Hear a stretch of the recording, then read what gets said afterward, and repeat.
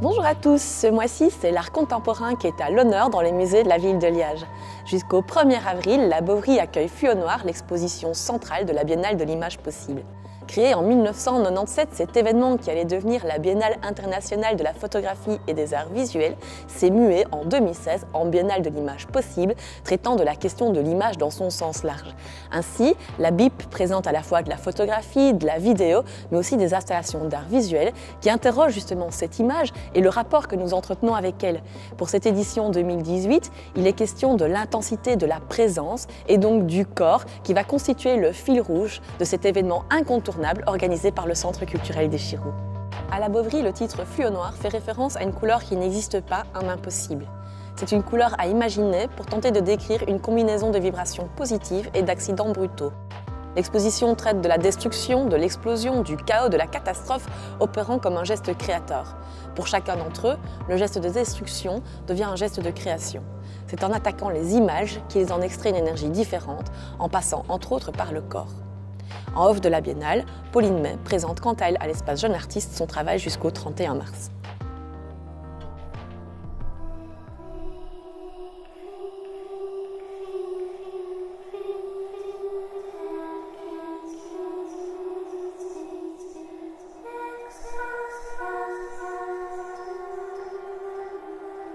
Alors mon attrait pour l'Islande a commencé plus au niveau musical, donc avec des groupes comme Sigur Rós ou encore Björk, Mum, des choses comme ça.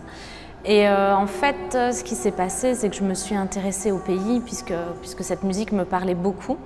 Et à travers des reportages, j'ai découvert ces magnifiques paysages et je me suis fait cette promesse qu'avec mon premier travail, j'irai en Islande et j'irai découvrir ce pays. Le projet Yoka s'appuie sur un conte islandais que j'ai lu justement en Islande. Et ce conte islandais raconte l'histoire d'une veuve qui est en proie au malheur, à la souffrance. Elle est éperdument amoureuse de l'amant de sa fille, avec qui sa fille a un enfant. Et elle fait tout pour les séparer et leur jette un sort pour que jamais ils puissent se marier. Et alors, donc, c'est un peu l'histoire de ces deux femmes qui sont en perpétuelle confrontation. Donc, le personnage de Yoka, c'est cette ombre noire qui est récurrente dans mon travail, et le personnage de la fille, c'est cette femme en robe de mariée qui erre dans les paysages islandais. Donc voilà, je me suis vraiment basée donc, sur ce conte-là, et là aussi, c'était un prétexte à la création.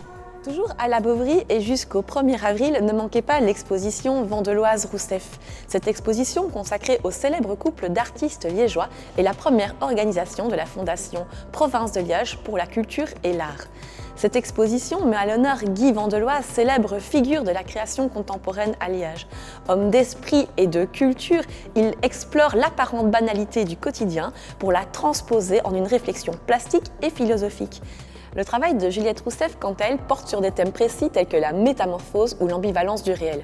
Touche à tout, l'artiste englobe toutes les techniques comme l'expression textile, mais aussi la peinture, la vidéo, la photo ou l'installation.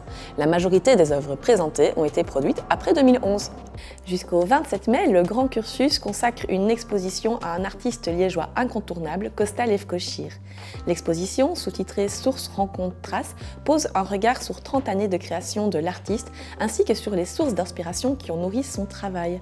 De la Grèce à l'Afrique, de la Palestine à l'Inde, du Moyen-Orient à la Belgique, Kosta Levkoshir nous emmène en voyage à travers une sélection de 200 peintures, sculptures, photographies et installations qui constituent cette exposition unique. Sources, rencontres, traces s'imposait vraiment d'une manière naturelle. Pourquoi? Parce qu'on a voulu une exposition didactique qui touche un maximum de public, donc à partir des enfants jusqu'à des personnes qui n'ont pas l'habitude d'aller vers l'art contemporain, pour montrer qu'un artiste, il est inspiré par des choses qu'il a vécues. Il a rencontré des êtres humains qui l'ont marqué à tout jamais. Et sa création a été enrichie par ces rencontres et les traces, mais voilà, les traces sont partout dans mon exposition, c'est ce qui reste de ces rencontres.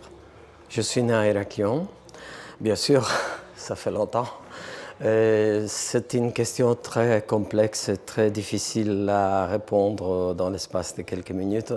Mes racines sont toujours là, même s'ils sont un peu plus affaiblis je dirais, pour des raisons personnelles et d'autres. Mes nouvelles racines, c'est un mélange de Belgique, de Grèce, de l'Afrique et d'autres endroits que j'ai pu visiter. Et alors la Grèce, malgré tout, elle se trouve présente dans ma peinture parce que j'ai vécu des moments très importants jusqu'à l'âge de 18 ans là-bas, qui m'ont marqué et qui m'accompagneront jusqu'à la fin de ma vie. J'étais un peintre figuratif, symboliste, à la limite entre Magritte et Dali, mais ça n'a pas duré longtemps.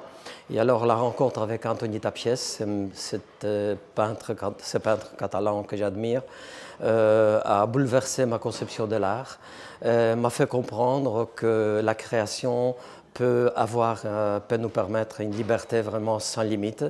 Et ça m'a permis de me libérer de mes craintes, de mon classicisme grec qui m'accompagnait jusque-là, pour vraiment essayer de trouver mon propre chemin. C'est à seuls les 8 artistes majeurs de l'art conceptuel représentés dans les collections permanentes de la Boveri qui consacrait le prochain musée. Ce documentaire dresse un portrait sensible de cet artiste qui d'habitude se tenait loin des caméras. Les films retracent l'installation en 2011 à Maastricht du Wall Drawing 801 qui a demandé la présence de 8 assistants pendant plus de 30 jours. Un témoignage rare à découvrir le 21 mars prochain à l'auditorium du Grand Cursus. Quant à moi, je vous retrouve le mois prochain pour d'autres nouvelles des musées.